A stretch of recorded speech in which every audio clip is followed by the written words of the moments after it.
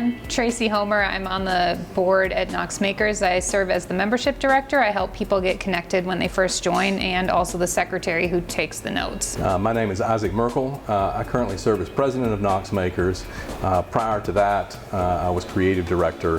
For the first 10 years or so, I ran the electronics lab. I've now handed that off, so focus on the presidency.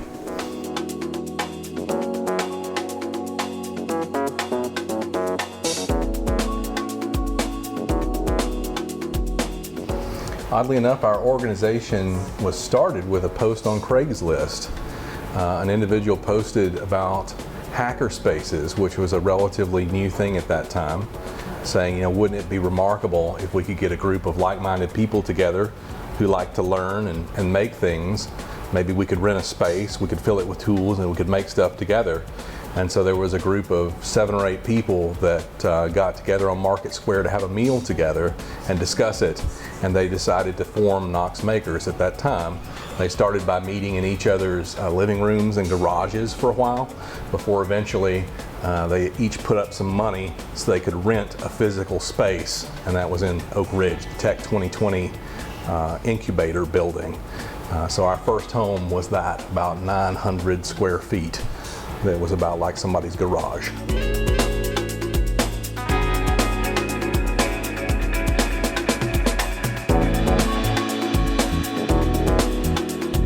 For me personally, this was probably 8 years ago. I was looking for a social outlet, and I really liked I liked creative things, I liked making things, I liked learning how to do different things. And there was really no one around that I knew how to do that kind of stuff. So I first went to Knox Makers, and it was like, look at all these people that want to make cool things, and they want to talk about it, and they want to make them better, and then they want to add fire onto them, and just like experiment with things. And I went for a really long time just on the public nights, and just like hung out, talked to people, worked on my own projects, like get out of the house a little bit and meet people. And then finally, after about a year, someone sponsored me, and then I ended up joining and got more involved with like the volunteering and helped set up this location, and eventually ended up on the board of directors.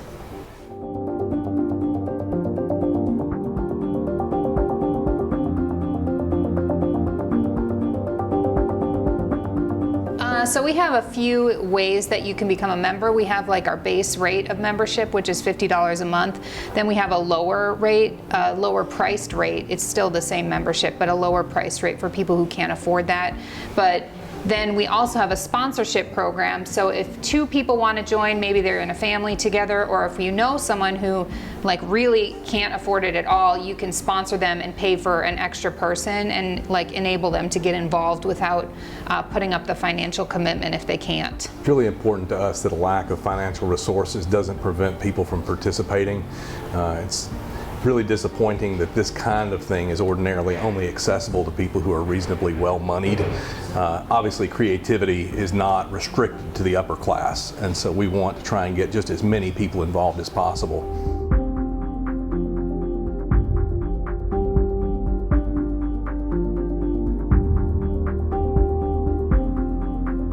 Probably one of the things that confuses people a little bit when they first meet us is that we actually don't provide any services at all. This is not a business in a conventional sense. It's not like a gym that you would get a membership to. This is meaningfully, significantly, and first of all, a community. And so everyone here is basically on equal footing. They have obligations to the organization just to try and keep things organized and tidy, you know, and we all very much pull together and make all this magic as a group effort. Some things we do provide to the community is we do have classes on different disciplines. Some of the classes are insular for members only, like on specific tools that we own, but we also have like art classes and project classes in woodworking, metalworking, blacksmithing, things like that, and that are open to the public. But no one here is a member of like an instructor class. Peer learning is the essence of everything we do. So we know that every member comes in here with unique skills and perspectives and talents that we want to try and wring out of them, and in turn we'll teach them anything that we can. We're very into peer learning, so like anyone who comes in here knows stuff that I don't know, and I might know about things that they don't know. So we really encourage people, no matter at what level they're in, if they know how to do something, half a dozen other people are interested in it and probably want to learn, and we'll get together on a Friday night to learn how to do that one thing. So we sort of play off each other in that way, and everyone's a teacher and everyone's a learner.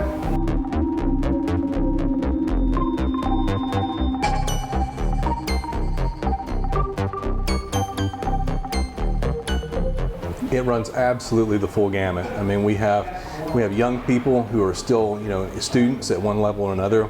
We have folks who've already concluded a career and who are now retired, and we've got people involved in almost any industry you can think of. I think the diversity of our community is one of its greatest strengths. We have many different perspectives here. I think another thing that we do for the community that I find very meaningful is that we provide what's often referred to as a third place.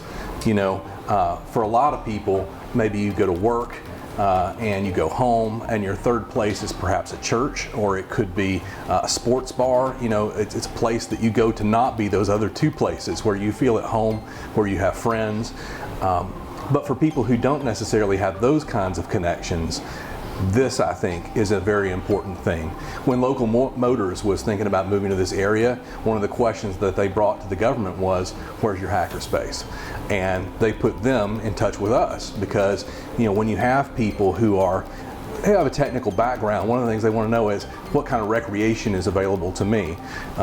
People who are technical, people who are creative, are not necessarily looking for the same kind of recreation as other folks. I think the diversity of ages and professions also speaks to the fact that everybody likes to be creative. Like, so many different people have a desire to make something or build something, whether it's a more traditional artistry thing like painting, or it could be filmmaking, or it could be flower arranging, or sewing, or woodworking, or just so many different things. We have people that make all kinds of things here. Even if it's not represented in the shop, we have people that show off like their food creations or their coding creations, or just anything that's come from inside of them. And organizationally, we very specifically focus on making, on creativity, on the peer learning, those things which bring us together.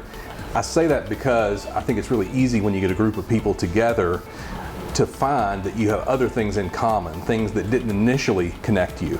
And so when that group gets together, you may find that most people agree on a social issue or a political issue, and it'd be easy to slip and say the organization feels this way about this issue. That, of course, then excludes the people who disagree.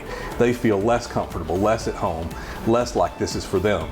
And so we go out of our way to try and keep any sort of hot button issues, out of the workshop, out of the organization, because we want everybody to feel at home here, to feel comfortable and welcome. And I think that's really served us well, because we do have a tremendous diversity of people here, and we enjoy a rich, creative community culture as a result. I would say for me that probably one of the most important things is that we're starting to see more diversity in the community itself.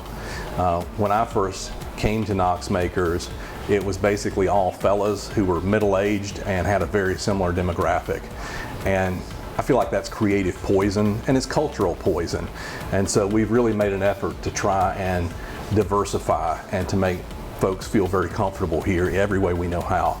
And so I think that we have a much more interesting and rich mix now than we used to have. I think something that was started from the beginning is that even though a lot of the founders had similar interests, they made sure to have areas in the shop that maybe they weren't super excited about, but they knew other people would be.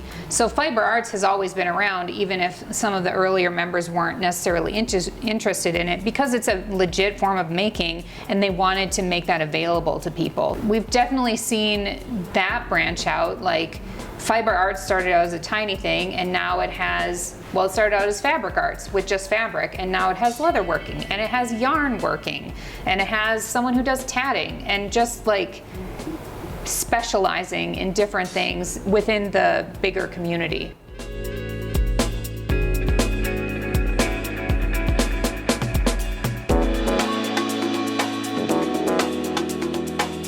So we're all volunteer run. We don't have any staff. We don't have any open hours. We have a public night on Tuesdays, but there's no like times when there's guaranteed to be people here. Since we are a nonprofit, we have a board of directors that keeps the finances running, has the board meetings, applies for grants, and does things like that, looks toward future Knox Makers. They're like the core to keep us a legal entity. Other than that, we also have what we call czars and czarinas. So we have different functional areas. They're all color striped, as the one behind me is. And that person is in charge of the budget, in charge of keeping the tools running, in charge of teaching classes, just keeping that area running. They're not a professional, they're just someone who's passionate about doing that. And that's the core of our leadership, I would say. But like everybody here, you are a volunteer, you're part of it. Everybody here does all the things. The czars and czarinas have the freedom to designate deputies, and they have arbitrarily many of those, and so they spread the work more broadly in that way. We also have what we call peace officers, whose role is to serve as mediators if any of our members have personality conflicts that they can't resolve on their own. They're kind of like the Maytag repairmen of our organization. They have very little work to do, but I think it's important that that resource is available because, once again, we want everybody to feel very safe and comfortable here. I feel a measure of success that we have achieved much greater gender diversity here, but I think that there's still a real lack of racial diversity, and I think that that's something that to me feels like a failure so far. I would like to do better. I would like to understand more how we can reach into more of those communities and get more kinds of folks involved because everybody's creative. I think everybody can relate to wanting to do these things. We're just lousy at marketing and we're not sure how to do that yet. I think though that this is probably less of a top-down organization than you might imagine. We're very responsive to the community and what they want. And so, a new functional area or zone comes about when we have a mass sort of appear that's interested suddenly in doing something. So like stained glass is coming together right now. It just never did before because we never had a group of folks who wanted to do stained glass. And so now it's coalescing. Yeah, no, the danger of this place is that you have to learn how to sip from the fire hose because every Tuesday we come in here and we see projects from 3 or 6 or 12 members who show in our show and share, and every one of them you think, I'd like to try that, I can see how I could use that in this project that I've been working on. It's tough to pick and choose. I think people frequently contact us because they think we're a job shop, a place where you can like hire someone to make your stuff for you. And we certainly have people that do, odd jobs for making things for pay, but we're for hobbyists and experimenting and educational stuff. We're not a small business incubator or a place that you can like come and make your widgets. It's much more community oriented than that. There's other places in Knoxville where you can do that. We're just not it. I think too, sometimes people maybe come in looking for an experience that's maybe a little bit more on rails or pre-planned than what we generally offer. I mean, this is, in my mind, sort of a support infrastructure to bring your creativity up to level 11. Whatever that is that you want to do, we're going to try and empower you and set you up to rock. But if you come in just kind of generally wanting to do stuff, I don't know. The origin of Knox Makers and of places like Knox Makers is the concept of the hackerspace, which came from the computer community. And so very much an engineering background is sort of the genesis of this kind of thing. But obviously it has blossomed to encompass far beyond computing and far beyond engineering. Something that I felt very strongly about when I first joined the organization was that it was important to have color on the walls and to have art in the space because art should be a part of everything that we do. The aesthetic should be a consideration in everything we do.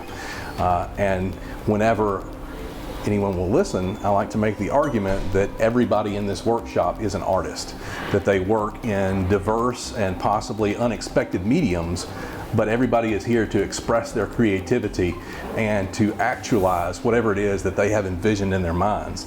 I think that everybody here is an artist. I think another reason why that question is hard to answer about people with arts backgrounds is that we have so many people here, and we talk about like what we're making or what the project is. We don't really talk about like what we do when we're not here. So, you know, we'll talk about the woodworking or like, how did you learn that? How did you do that? Can you teach me? But I mean, like, I don't care what they do all day. So I don't know who has an arts background. Like, the people that sit in front of a computer all day might make the most gorgeous metalworking stuff. And someone who has an arts background might just want to like come and follow directions and build a thing. Like, this is just a place to get away from that kind of stuff. Probably it's a bit idiosyncratic on our part, but privacy is one of our core values in the organization. And so conventionally nowadays we would be collecting as much data as we could about our members, you know, demographic information and stuff, so that we could tell you with fulsome detail, you know, what kinds of people are here, you know, what's their age spread and what's their income spread and all that. We're exactly the opposite. We collect as little information about people as we can and run the place responsibly. We literally cannot tell you.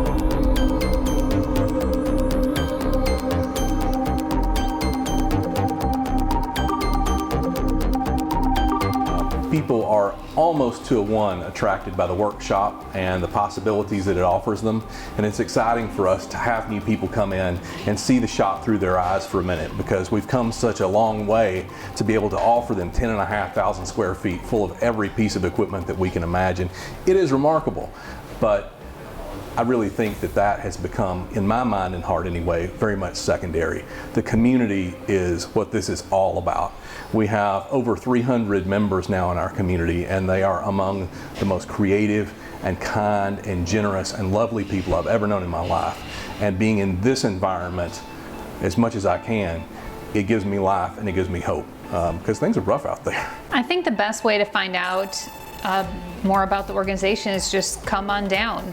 We're open. We have an open house every Tuesday night from 6:30 until 9-ish when people sort of leave. And at 7 o'clock we have what we call show and share. Every single Tuesday, no matter what is going on, we always have it where people will get up in front of the group and show off a project they're working on, or show off something they've created, or show off something they've failed at miserably, because that's always interesting and fun. And I mean, it's like the most chill public speaking you can ever do, because everyone is super interested in what you're doing and will ask questions and be enthralled by your projects. And it's really a great time to like get inspired and see what other people are working on. And then the rest of the night is just social time, and you can hang out, you can ask questions, you can work on something, or just like see the shop. And that happens every week. It's like a staple in my week. I love it. You know, what Tracy was saying about the show and share, I think is really critical, and I think it's actually a super cool example of the interaction that we have here, because for a lot of folks, this community represents the only outlet that they have to share what they find the most meaningful, what they do voluntarily with their time. You know, their projects, their passions are very important to them, but it could very well be that there's no one else in their life who finds it interesting, or who even understands what they're doing. So simply having a place that you can come in and with guaranteed assurance, you can show that project off to an enthralled audience, and that you get the validation and the support and the interest. I think that that's tremendous, and I think it's something that every human being needs, is that kind of connection. And when your interests are perhaps a little bit more esoteric, those connections are hard to find ordinarily, but they're abundant here.